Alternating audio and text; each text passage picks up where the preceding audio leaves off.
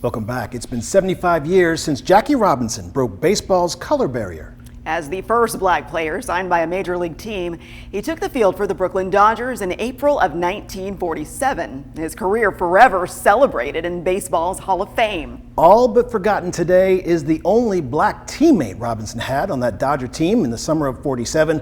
WVTM 13's Jeff Eliasoff looks at the pioneering pitcher from Central Alabama. Dan Bankhead was born in the Walker County town of Empire, Alabama in the spring of 1920.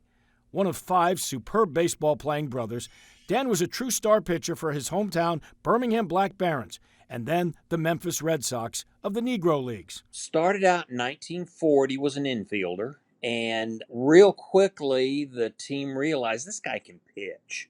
And so he became a pitcher. And says historian Dr. Leighton Ravel, a darn good one. He was probably, in the mid-40s, the most dominant pitcher in black baseball.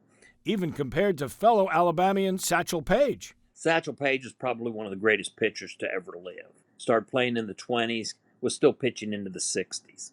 But at the end of the day, Dan Bankhead wasn't Satchel Paige. He was Dan Bankhead. But in the summer of 1947, Dan Bankhead was at the top of his game and caught the eye of Branch Rickey, the visionary executive of the Brooklyn Dodgers. He felt he really needed pitching and went after Bankhead and took the opportunity to sign him. The Dodgers were in a heated pennant race, so things went fast. Dan Bankhead was on the mound for Memphis in the Negro Leagues on August 24th and won the game.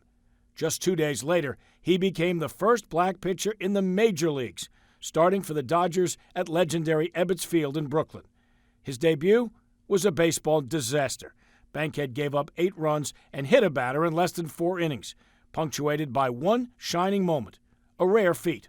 The only good thing to come out of that initial game was he had a home run in his first time at bat.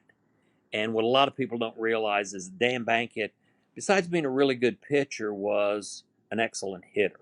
But he suffered the slings and arrows, the curses and indignities of a black man trying to navigate a racist post-war America. So many problems off the field. The biggest one that Bankhead talks about is finding accommodations for his family. Easing the burden, a good relationship with his far more successful teammate, Jackie Robinson. Robinson's temperament and talents better suited to the constant insults, name-calling, and doubts. They developed a very, very close friendship that lasted over the years. Did it take some of the pressure off of Jackie? Probably did. Did it take any pressure off of Dan? Most definitely not. Bankhead was only the 5th player to go from the Negro Leagues to the Major Leagues. Bankhead's Major League career was short, winning just 20 games over 4 years. He played through pain in his arm, fearing he'd be sent to the minor leagues. And indeed, he finished his career in Mexico. I think Dan Bankhead should be remembered for contributing to our understanding of integration in America. He was a pioneer.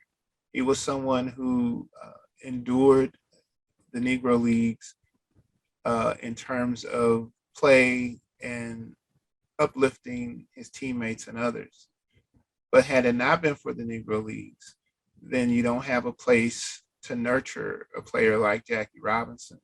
And Jackie Robinson comes along and becomes a trailblazer not only for baseball, but for American society. And Bankhead plays an important role in helping to preserve that legacy. A legacy with echoes here at venerable Rickwood Field, where Dan Bankhead heard the cheers for his Birmingham Black Barons 80 years ago.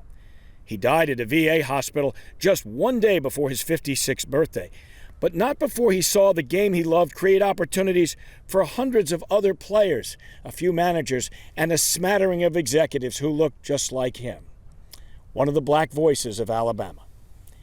In Birmingham, Jeff Eliasoff, WVTM 13.